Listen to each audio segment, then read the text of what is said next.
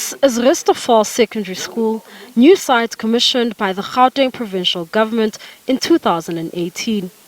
The school was set for occupation by 2020, but that did not happen as the contractor, Condocor Pty Limited, a construction company, is no longer on site, leaving behind an unfinished project.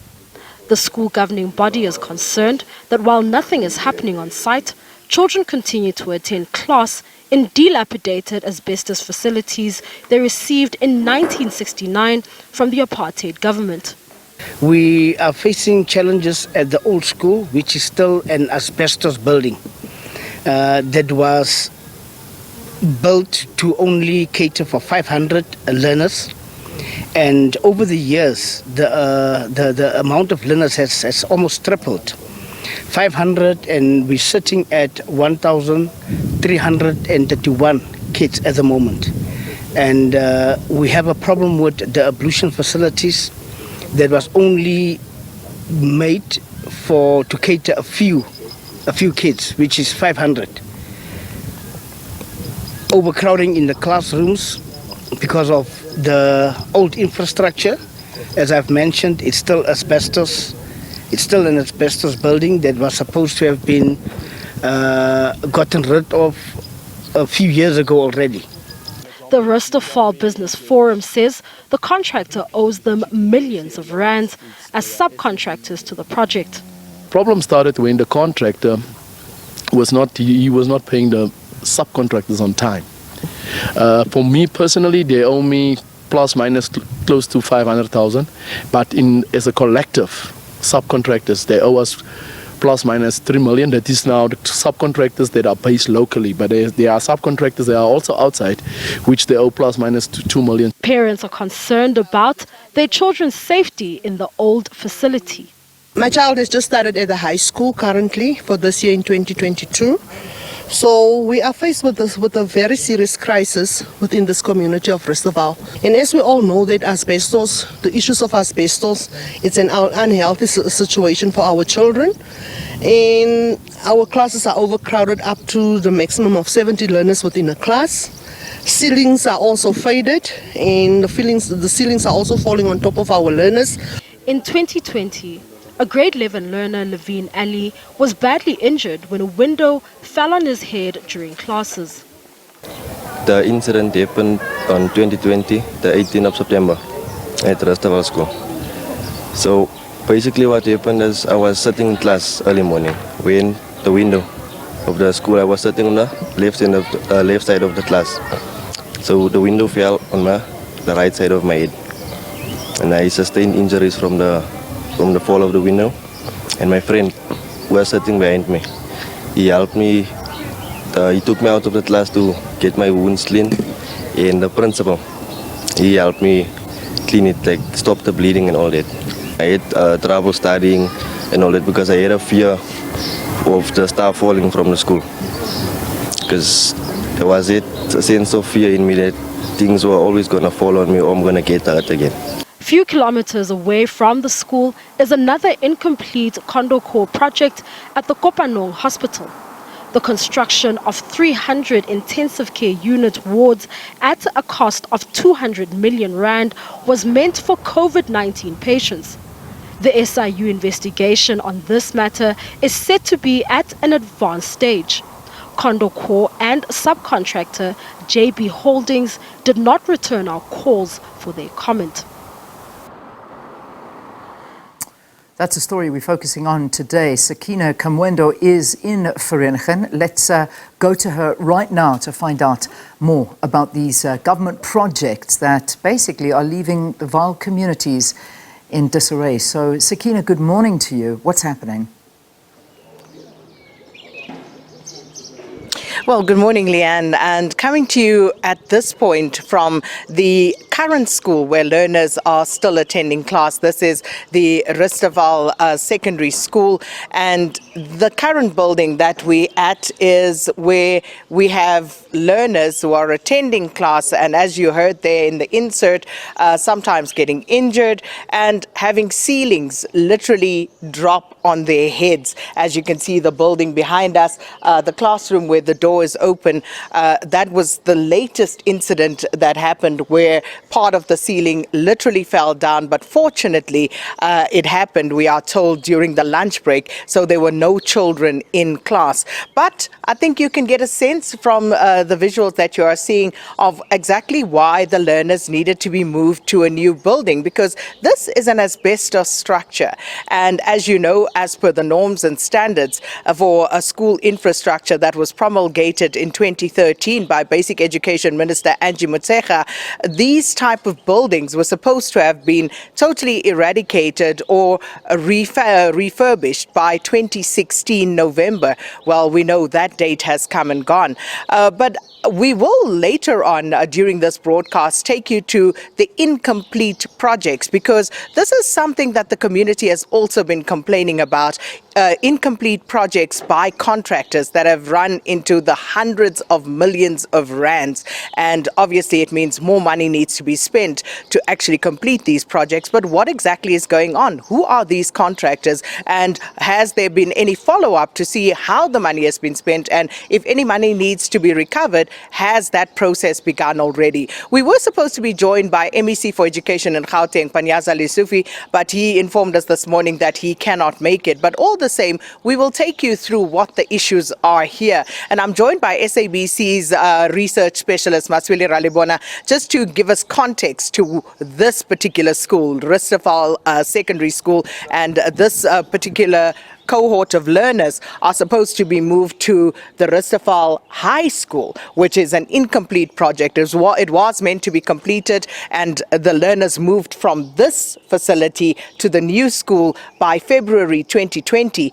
We know it's already August 2022. That facility not complete yet, but we'll take you there after 7. For now, Maswele, just to contextualize what is happening here. This school was opened in 1968. The number of learners here and the conditions overall. Thank you, Sakina. What we're seeing here is a typical story of South African communities, South African society, which is coupled with issue of corruption, maladministration, and just disorganized allocation of resources. When you look at this school, right now they have 26 asbestos classes donated by the apartheid government in 1968, 1969, and they have 21 teachers, 26 classes and 21 teachers. And in this school alone, when it was donated in 1969, it was supposed to have 500 capacity of 500 learners. But as we speak now, the school is sitting at 1,132 learners. And also the ablution facilities is something that's come up time and time again, that there's been unhappiness about. And we are told for those 1,132 learners, there are only 12 toilets, so 6 for boys and 6 for girls. We're not going to go in there. It is an absolute eyesore. But also, let's just talk to the condition of the buildings overall. Sakina, as you viewers have seen on the insert, that already there's been an incident in this school where a learner nearly lost his ear. When you get inside the classes, you will see the ceiling is peeling off. You will see at some point in some of these classes, there's like an open space to show that there's, when it's cold, when it's hot, and it's just. It's not, according to the Labour Department, this facility is no longer fit for human occupation. So the Labour Department has expressly stated that to the school through communication, and yet we are still here. So from the department side, I mean, we've been talking about the move to the new school, but the community has had to go out onto the streets and in total frustration to say that they don't know what's going on. In fact, they tell us that the last time they had any communication whatsoever about the move to the new school was way back in 2019. Unfortunately, as we speak now, yesterday when I came here to the school and I spoke to when I visited the deputy principal, I found that they were also talking about the issue of having new mobile classes, which means the issue of moving to the new school has been parked somewhere and now they are looking for mobile classes, which means the going to the new facility is not going to happen anytime soon. And of course, this is what's causing some of the consternation, and this is what is causing some of the parents and the learners themselves to express their frustration through protest. I just quickly want to take a walk here and just to show you what's going on in these classrooms. And, we'll go to this one here. As you can see, the problem here is we are told with asbestos facilities, it is once they start getting to this state of disrepair that it becomes particularly dangerous for people, because now you start inhaling all the particles from this asbestos that makes it particularly dangerous. And as you can see, this is the classroom that we are moving into, and up above, nothing. And this is where the ceiling used to be, but the ceiling has been falling off bit by bit. And you can see in the corner there as well, you can see how the actual structure is moving apart. And it is worse in some of the other classrooms where you can actually see on the floor where the wall is separating from the floor. And you can only imagine how cold it is in here, and obviously not ideal conditions for learning and teaching. But this is what one of the classrooms looks like. And unfortunately, if you walk around the school, you will even see in some instances some exposed wiring. And this is particularly why there needed to be a move to a new school. But as you heard from our specialist researcher, Maswele Ralebona, it seems as though all of that has been put on hold and we are now talking about new mobile classrooms. But we'll take you to the new school building after 7 when we come back, and we'll show you that incomplete structure, and we'll speak to the MEC for Infrastructure Development in Gauteng, Tasneem Motara, about all of these projects, because it's not just the Rus-Ter-Vaal School. We also then incidentally learn, as Maswele pointed out, that the Kopanong Hospital, that facility that was erected for COVID-19 at a cost of more than 200 million rand, is effectively abandoned. So what happened, and why is it that contractors seem to get away with leaving these structures incomplete?